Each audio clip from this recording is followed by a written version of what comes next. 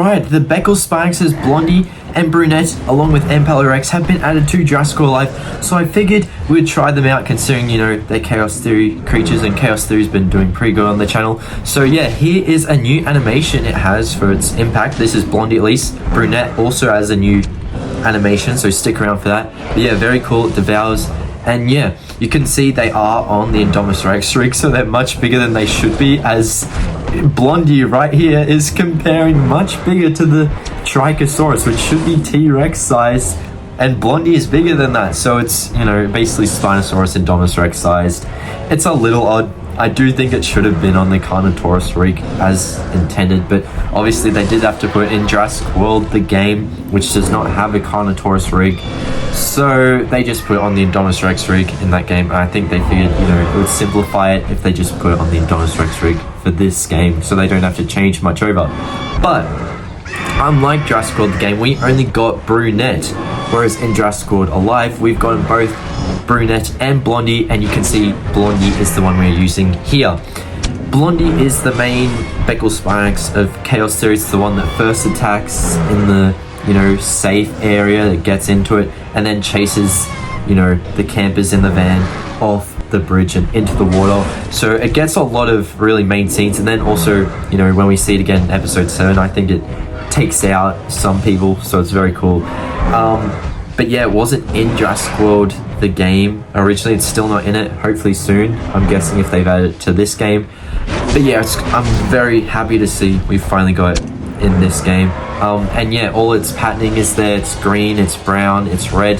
And you're probably wondering, why is it called Blondie then if it hasn't got yellow? Well, originally on its neck it was meant to have a pattern on the back that was meant to be yellow, kind of like how Brunette has that orange on the back, except Brunette's name makes more sense because its full body is just brown and lighter brown, I guess. A bit of purples, oranges here and there, but mainly that. But yeah, that is why Blondie is called Blondie. Originally it was meant to have yellow along its neck, but I don't know, I guess they just thought, maybe it's a bit too much on the design, because there's already a lot going on. There's all the reds, greens, browns as mentioned, so maybe yellow would have been a bit too much, but bit weird. I do think, because even the Chaos Theory creators were using the names Blondie and Brunette, so I think maybe they intended for them to originally be said in the show, but then once the changes happened, to the designs, they're like, actually, let's not name them anything.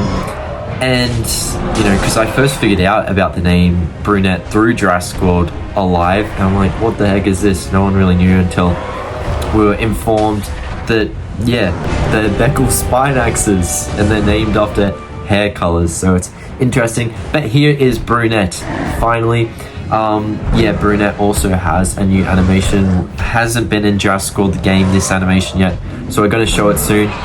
But it's got a couple of interesting things. So its main move, it doesn't attack, but the other two it does. Unfortunately, they have cooldowns though.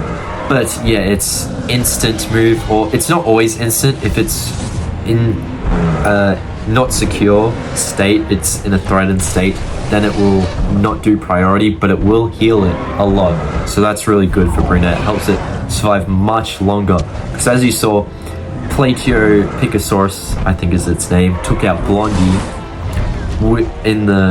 sure, Blondie already took out 2 creatures, so it's kind of fair. But Brunette here is going to be able to take out Platypicosaurus and not die thanks to these healing factors. So as you can see, I am saving that move because it's not in a healing state yet. It's not threatened. So I'm going for the base move that does not attack, knowing that my slowdown will be removed for this turn.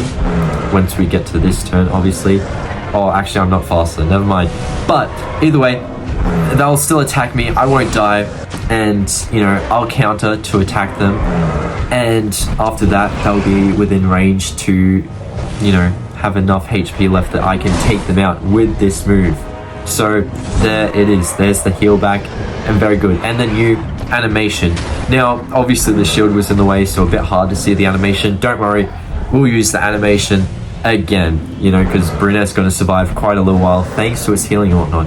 I think this is the turn where I use the cleanse formation to remove that slow. Oh no, Obviously, it doesn't remove slowdown, but next turn, that slowdown's going to be off me.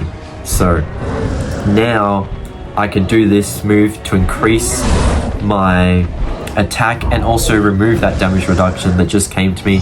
So next turn, I can hit with the impact for a lot more.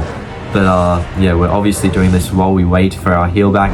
And thankfully enough, the Tenontorex went for the heal instead of the defensive rampage, which, you know, could have taken me out instantly.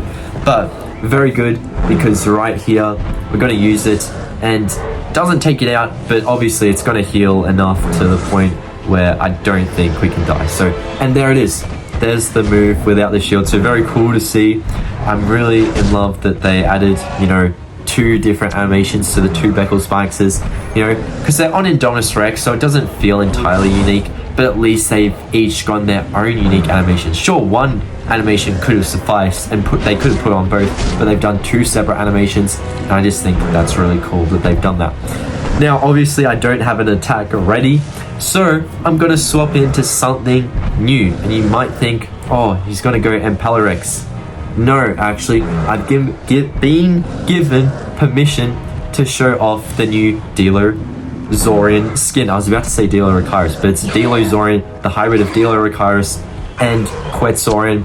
It's a very cool skin. Obviously, the original Dilozorian has the colors of Oranosaurus from the game, so it's black and red, but here, it looks really cool. It's got yellows, purples, greens. It looks more unique. It doesn't look like a copycat, you know, because obviously it had the colors of Oranosaurus and basically just looked super plain, in my opinion. But this new skin really amps it up. So yeah, I did get, obviously the skin's not out yet, so I have still been given permission to post this.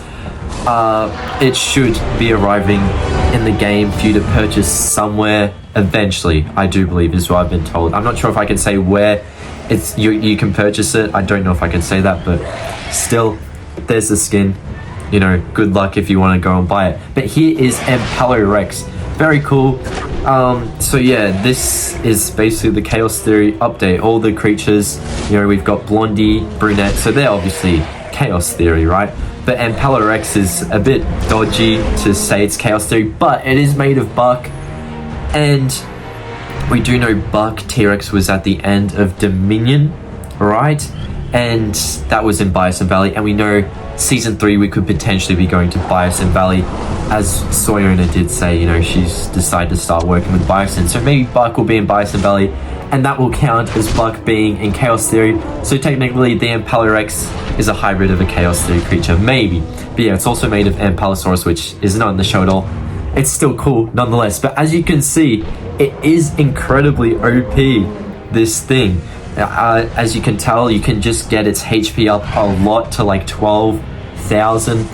And what I'm going to do here is I'm going to stall a bit just so I can showcase all its moves. And that way in this video, I've shown all of the new moves. I've shown all the Beckel Spikes moves.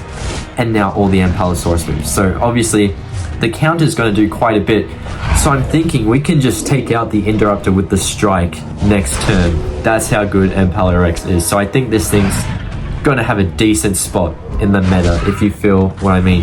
But yeah, I think it is interesting they decided not to have it be a T-Rex mold, you know, because every single T-Rex hybrid, it's either been something important, like Indominus Rex, Indoraptor, they've been on specific rigs. I mean, yeah, creatures like a Rexy, they have the Tyrannometrodon hybrid, the Schoonometrodon. Do has Tyranodactylus, so yeah, it's just interesting to see Buck get a Sauropod hybrid. But yeah, hope you guys enjoyed the video. Make sure to watch up here for more, and I'll see you later. Bye everyone.